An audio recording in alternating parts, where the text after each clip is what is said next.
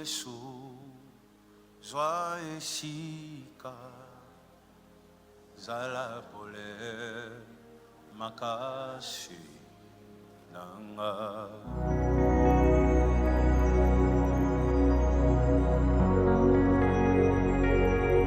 1 Corinthiens chapitre 2 à partir du verset 10. Lorsque la Bible dit l'esprit sonde tout, c'est-à-dire l'esprit sonde même un féticheur. L'esprit sonde celui qui ne connaît pas Dieu. L'esprit n'a pas de limite. L'esprit sonde le cœur du roi. L'esprit sonde les cœurs du pasteur. Rien n'est caché à l'esprit de Dieu. La Bible dit, Dieu nous les a révélés par l'esprit, car l'esprit sonde tout. Il connaît les limites de Dieu, s'il faut le dire, permettez-moi le terme, la profondeur de Dieu. Lesquels des hommes connaît les choses de l'homme, si ce n'est l'esprit de l'homme qui est en lui. De même, personne ne connaît les choses de Dieu, si ce n'est l'esprit de Dieu en lui. Lorsque Dieu veut te parler de choses qui sont liées à sa divinité, des choses qui sont liées à sa profondeur, il fera en sorte que tu puisses avoir en toi la seule personne qui est digne de connaître ses profondeurs. La seule personne digne de connaître les profondeurs de Dieu, c'est l'Esprit de Dieu. Maintenant, si toi tu veux écouter sa voix, la chose à faire, c'est d'être un enfant de Dieu. La Bible dit dans Jean 10, 27, mes brebis entendent ma voix. Je les connais et elles me suivent. Tu ne peux pas entendre la voix de Dieu si tu n'es pas sa brebis.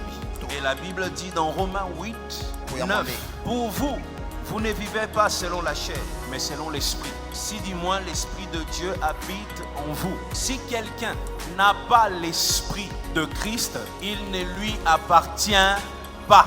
Être enfant de Dieu ne commence pas avec les actes. Être enfant de Dieu commence avec l'Esprit de Dieu que tu reçois. L'Esprit de Dieu placé en toi. Maintenant, l'Esprit de Dieu te parle tous les jours pour que tu te soumettes, afin que tes actes correspondent à sa personne. Il vient en toi pour t'aider à poser des actes qui correspondent à sa volonté. Il existe des païens, des gens qui n'ont jamais mis leurs pieds dans l'église, mais qui ont l'Esprit de Dieu. On t'a mis dans la tête que c'est celui qui vient à l'église qui a l'Esprit de Dieu. Est-ce que si je dis aujourd'hui, dans l'église, il y a des démoniaques, est-ce que c'est faux?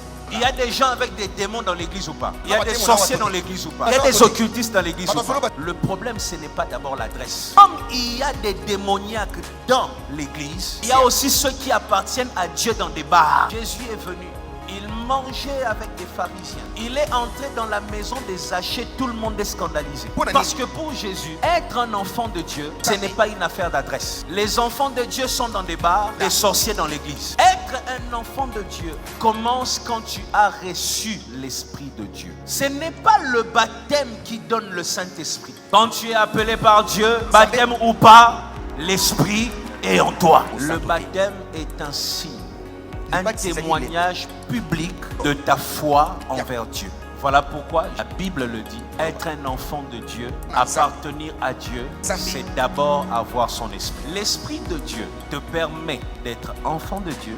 L'Esprit de Dieu te sanctifie. Imagine que Dieu est l'émetteur pour te permettre de comprendre satellite. C'est ce que Dieu est. Toi, tu es ta maison où tu vis. Si tu n'as pas cette antenne-là, boule-là, tu peux aimer Canal+. Tu peux aller même payer Canal+. Mais si tu n'as pas cette chose-là, tu ne captes pas le signal. L'air satellite ne reconnaît pas ta maison. Tu peux avoir une grande maison, la plus belle maison du monde. L'air satellite ne te connaît pas. L'air satellite reconnaît une seule chose, leur antenne. Dès que tu places leur antenne sur ta maison, le satellite te repère et commence à envoyer le signal. L'antenne reçoit, te donne à la télé. Tu comprends? C'est la même chose. Dieu place son esprit dans ceux qui lui appartiennent.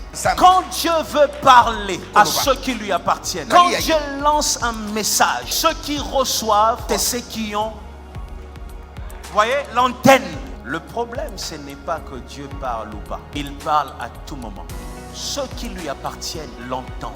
Même quand je prêche ici, il y en a qui entendent les Français et il y en a qui entendent Dieu. Ceux qui appartiennent à Dieu, ceux qui ont l'Esprit de Dieu, sentent dans leur cœur, mon maître me parle. Voilà pourquoi tu dois maintenant nourrir ta relation avec lui. Le Saint-Esprit n'est pas un ami de moments difficiles seulement. C'est lui qui fait de toi un enfant de Dieu. Entretiens ta relation avec lui.